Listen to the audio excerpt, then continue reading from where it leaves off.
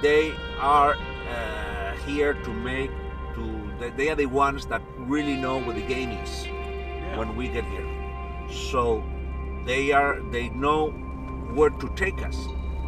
They've been scouting the area this just before.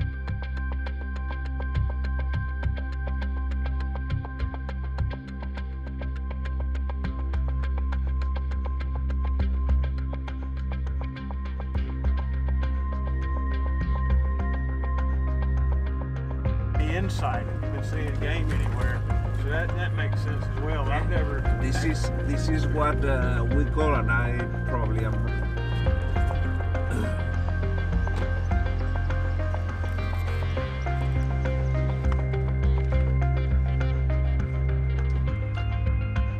Horn, but that is very common for it to happen.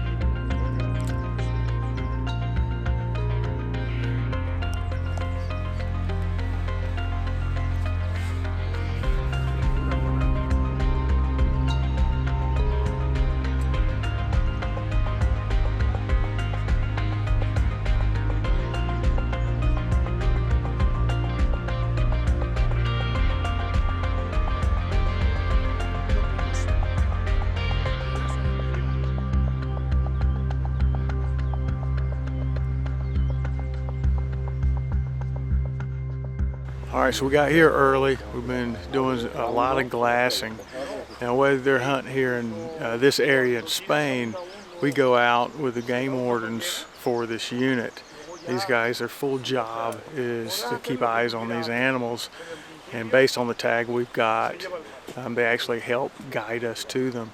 So we didn't see them at our first stop when we were glassing. They think we can hike up here about 45 minutes and see if we can get a look at where he might be in his little hidey hole. So we're all packed up and we're going to go for a little walk and see if we can find him.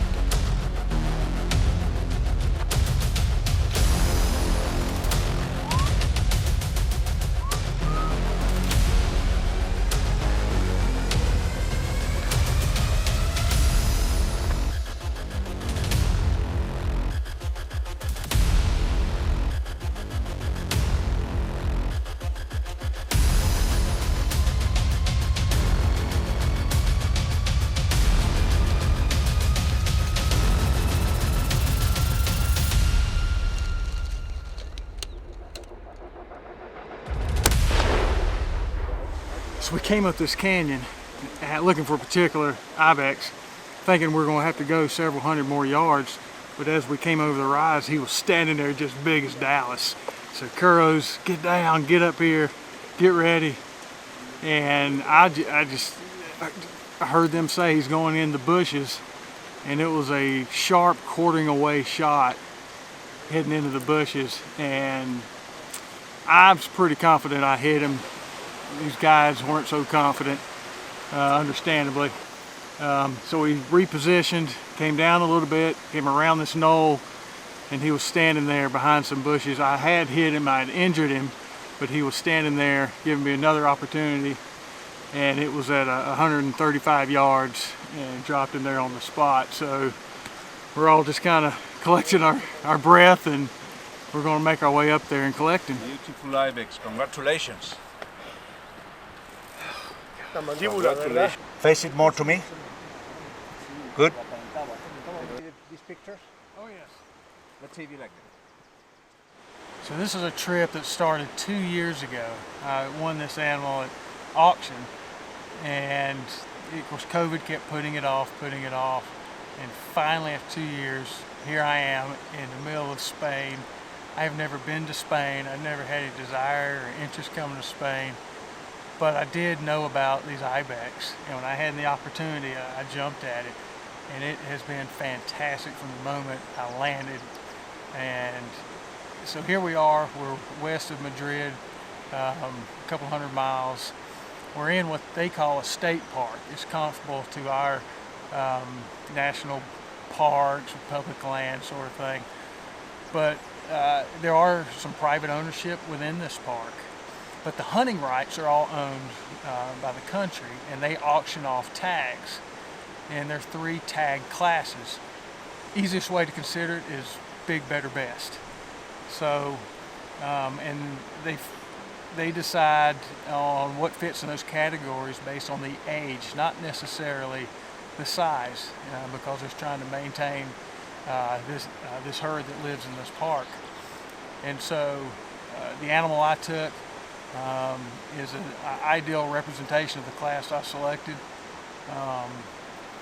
It's not too terribly physical of a hunt. I do live at sea level, so I'm huffing and puffing with the best of them. But it's a real rocky terrain. We had a surprise easy shot that turned into just not a good shot. And I injured him, but he came around the corner, and I was able to get a nice, clean, quick shot. And I really enjoy coming over here to International and doing these international hunts. You can rent a rifle from the outfitter, or like me, you can bring your own. It's just whatever you feel like doing. So I do recommend it if you haven't considered hunting international. Take a look. You'll be surprised at the animals and the affordability, but most of all, the sheer adventure of leaving that county line and going out and seeing the world. It's fantastic, and I appreciate all the people and all the support teams. My dad passed over a decade ago, and if he knew I was in the middle of Spain hunting ibex, he'd probably shake his head, but then he'd give me a hug for sure. So this is as much for him as it is for me. This is what I love to do, not just the killing of an animal. That's not what it's about. When I go home, the things I talk about are the people I met, the food I ate, the things I saw, and the killing is the last thing that ever comes up, if it comes up. I've got a wonderful trophy. The meat will go to the locals, so it's fantastic. And I hope you all out there get a shot, because I sure recommend it.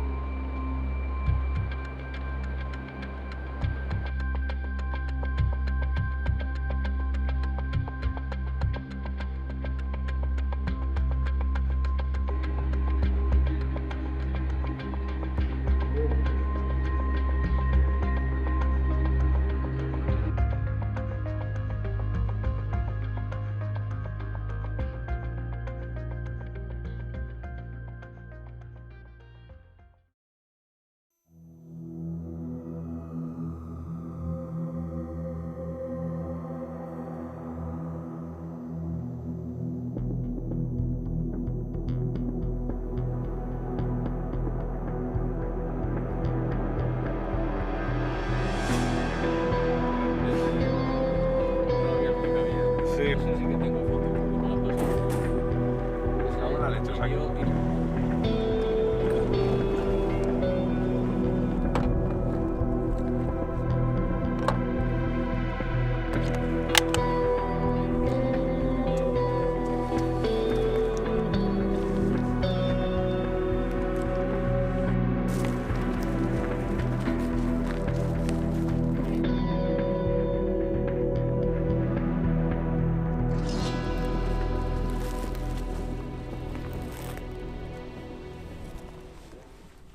We're down here in the Beceite Mountains area of Spain after Beceite Ibex. And again, it's a lot of driving around, checking out some fields, checking out valleys. It's late in the evening. We're looking for them to come up out of the forest into these high range pastures out on top of these hilltops. So we think we've got an angle on the one. We're just trying to beat the wind right now.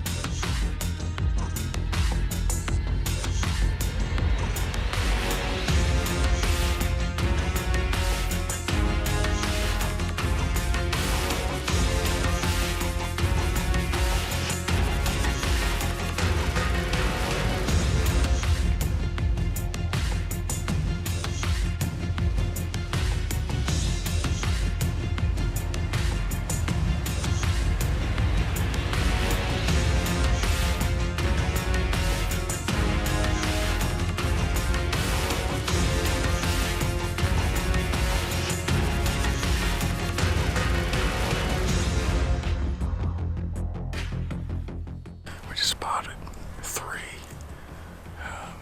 There's a good one at 316 yards.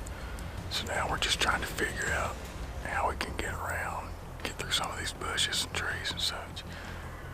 But it's happening just like we thought it would. They're coming up out of the forest. So let's see what happens.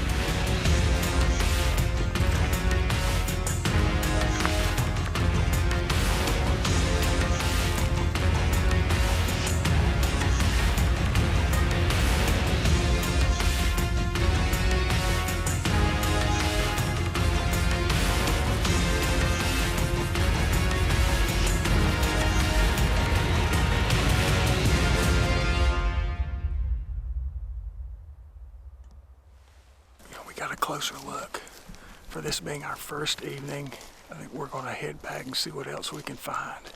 But they look pretty good to me, but these guys know, and they said they're bigger ones here.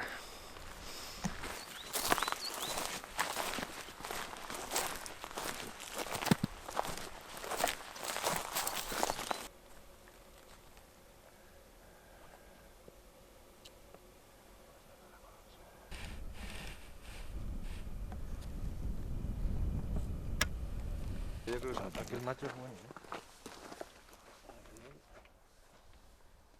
Ahora que se ha movido. Es muy chico de cuerpo, ¿eh? ¿Sí? Yo creo que sí. No sé si llega, ¿no? Yo creo que no. ¿No?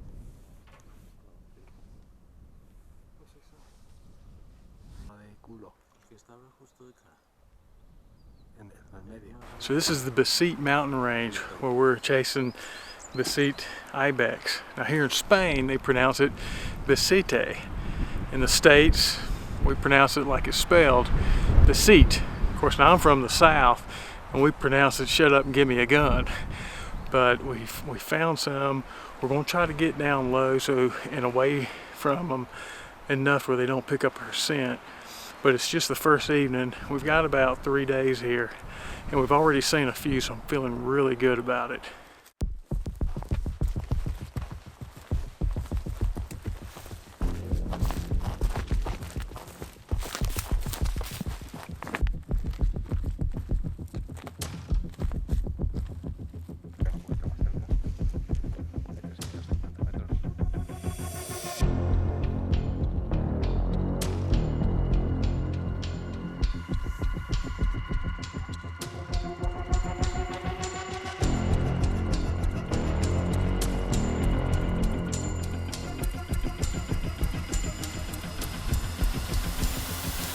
So we found another group.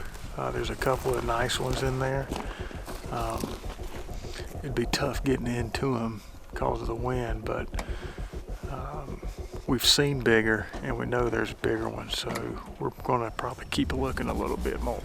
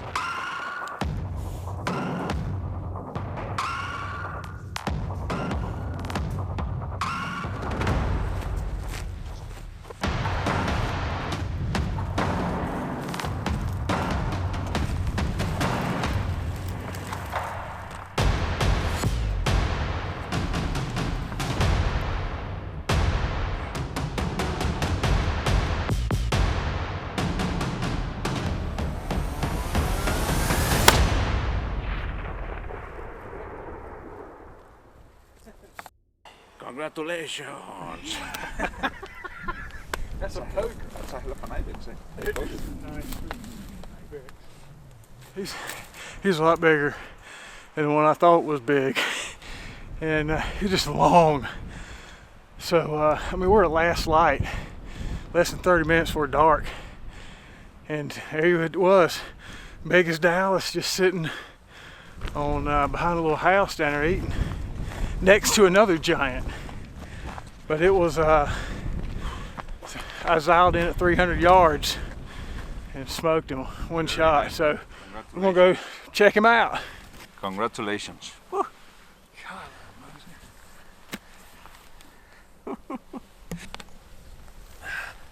Well, let's put it over there to take some pictures. Okay. So this is a Beceite Ibex. I'm over here in Spain on a trip that I probably shouldn't even be on, but it's kind of a lifetime dream for me, and this is what I've been after. And it's he's pushing somewhere between 230 and 240 inches. This particular section, you're not kind of tied down to a specific measurement as you were with the Gredos, so we were able to scout a lot of land, look at a lot of different animals before we found this one. We spotted him at about 350 yards. We got to about 300 yards, and I said this is probably going to be the best place for me to try to take a shot. It was across the canyon into this little step area, and it dropped right where he stood. And it's the last few minutes of daylight here in Spain. I've had a great trip, 3 animals in 2 days, and seen a lot of beautiful country and met a lot of wonderful people. So if you get a chance, get over here and try this. But it's good stuff. It's a fantastic adventure over here.